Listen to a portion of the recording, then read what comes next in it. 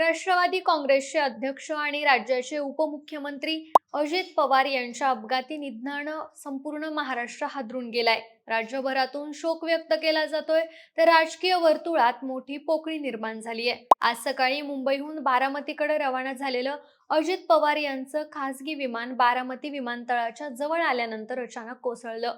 विमान कोसळल्यानंतर काही क्षणातच भीषण स्फोट झाला आणि या दुर्घटनेत अजित पवार यांच्यासह 5 जणांचा जागीच मृत्यू झाला. अजितदादांसारख्या कणखर, रोखठोक आणि लोकप्रिय नेत्याच्या अचानक जाण्यानं त्यांच्या समर्थकांसह सर्वसामान्य जनता शोकसागरात बुडाली आहे. मात्र या घटनेनंतर केवळ शोकच नाही तर संशयाचे ढगही दाटू लागलेत. प्रसिद्ध वकील नितीन सातपुते यांनी या विमान अपघाताबाबत गंभीर शंका उपस्थित केल्या आहेत. त्याचबरोबर खासदार संजय राऊत यांनीही या घटनेवर संशय व्यक्त करत तीव्र प्रतिक्रिया दिली आहे. म्हणूनच आता एकच प्रश्न सगळ्यांच्या मनात आहे, खरोखर हा अपघात होता की घातपात? आणि या प्रकरणाबाबत वकील नितीन सातपुते यांनी नेमक्या कोणत्या शंका उपस्थित केल्यात? या विमान दुर्घटनेमागचं खरं कारण काय असू शकतं हे जाणून घेऊयात या व्हिडिओच्या माध्यमातून. नमस्कार, मी निशा हिंगे आणि तुम्ही पाहताय विषयच भारी. मंडळी, आजचा दिवस महाराष्ट्रासाठी अत्यंत दुःखद ठरलाय. राज्याचे उपमुख्यमंत्री अजित पवार यांचा विमान अपघातात दुर्दैवी मृत्यू झाल्यानं केवळ पवार कुटुंबच नाही तर संपूर्ण महाराष्ट्र शोक सागरात बुडालाय. त्यांच्या जाण्यानं राज्याच्या राजकारणात मोठी पोकळी निर्माण झाली आहे. आज सकाळी जिल्हा परिषद निवडणुकांच्या पार्श्वभूमीवर अजित पवार सभेसाठी आपल्या सहकाऱ्यांसह मुंबईहून बारामतीकडे निघाले होते. मात्र वेळेने घाला घातला आणि बारामतीत त्यांचं विमान लँड होत असताना विमानाचा अपघात झाला आणि या अपघातात अजित पवार यांच्यासह विमानातील इतर 5 जणांचा मृत्यू झाला. अपघातानंतर गंभीर जखमी अवस्थेत त्यांना बारामतीतल्या रुग्णालयात दाखल करण्यात आलं. मात्र उपचार सुरू होण्यापूर्वीच त्यांची प्राणज्योत मालवली. अनेक वर्ष महाराष्ट्राचं उपमुख्यमंत्रीपद भूषवलेले अजित पवार हे शिस्त, स्वच्छता आणि विकासासाठी सातत्यानं काम करणारे नेते म्हणून ओळखले जात होते. त्यांच्या अकाली जाण्यानं राष्ट्रवादीचे कार्यकर्तेच नाही तर संपूर्ण महाराष्ट्रातली जनता शोक सागरात बुडाली आहे.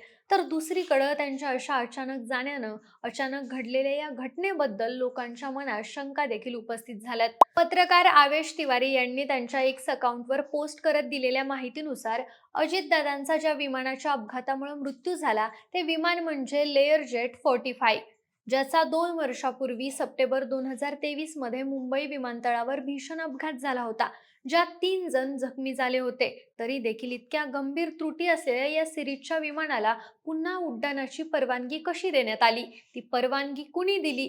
DGCAने नेमकं काय केलं? असे गंभीर प्रश्न उपस्थित होत आहेत. मिळालेल्या माहितीनुसार VSR व्हेंचर्स या ऑपरेटरचे हे विमान असून ही कंपनी जुनी निकामी प्रकारची विमानं VVIP ड्युटीसाठी वापरत असल्याचं समोर येत आहे, असं देखील आवेश तिवारी यांनी आपल्या एक्स पोस्टमध्ये लिहिलंय.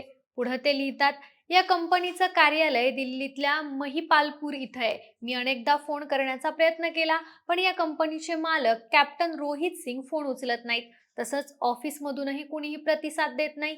अशातच अजित पवार यांच्या विमान अपघातावरून वकील नितीन सातपुते यांनी देखील गंभीर शंका उपस्थित केली आहे. वकील नितीन सातपुते यांनी अजित पवार यांच्या विमान अपघाताबाबत संशय व्यक्त करताना म्हटलंय की अजित पवार यांचा विमान अपघात संशयास्पद वाटतो. या अपघाताची हायकोर्टाचे न्यायाधीश आणि मानवी हक्क आयोगाकडून चौकशी होण्याची गरज आहे. या विमानात खरंच काही तांत्रिक समस्या होती की जाणीवपूर्वक ते नादुरुस्त ठेवण्यात आलं होतं किंवा यामागे काही राजकीय षडयंत्र आहे का?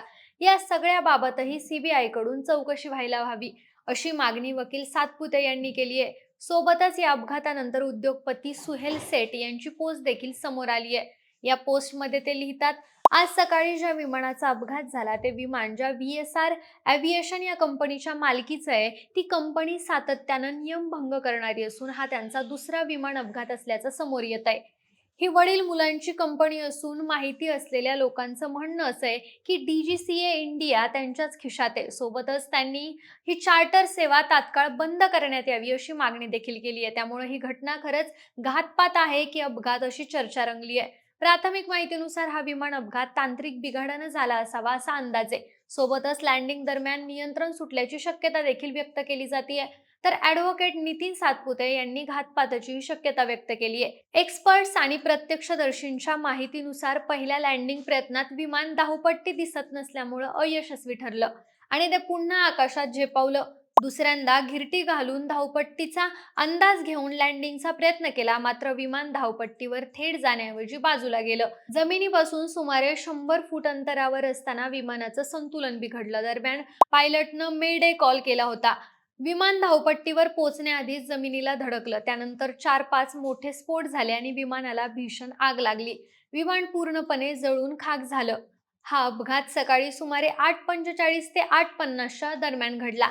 स्थानिकांनी मदतीसाठी धाव घेतली, पण आगीच्या ज्वाळांमुळे कुणालाही वाचवता आलं नाही. मंडळी, बारामती विमानतळ अतिशय लहान आहे. तिथं इन्स्ट्रुमेंट लँडिंग सिस्टीम नसल्यामुळे मॅन्युअल लँडिंग करावी लागते. त्यामुळे विमानानं रनवेवर थेट प्रवेश केला नाही. आधी मोठा वळसा घेतला.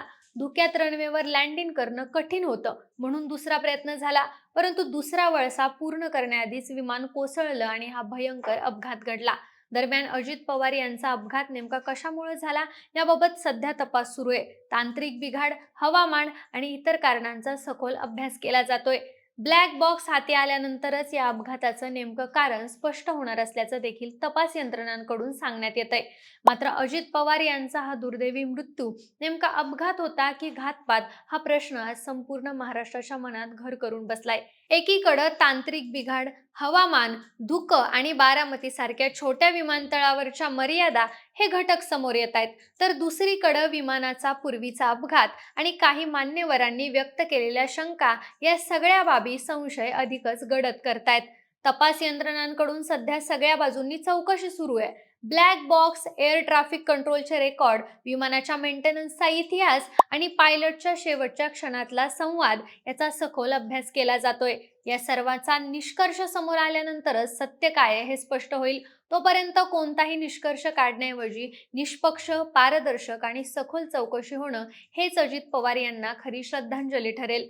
एक कणखर, रोखठोक आणि विकासाभिमुख नेतृत्व महाराष्ट्रानं गमावलंय, ही पोकळी भरून न निघणारी आहे. या संपूर्ण घटनेबद्दल तुम्हाला काय वाटतं? तुमचं मत काय? हा घातपात होता की अपघात होता? हे आम्हाला कमेंटमध्ये नक्की सांगा आणि सोबतच आपल्या विशेष भारी या चॅनलला सबस्क्राईब करायला विसरू नका. धन्यवाद.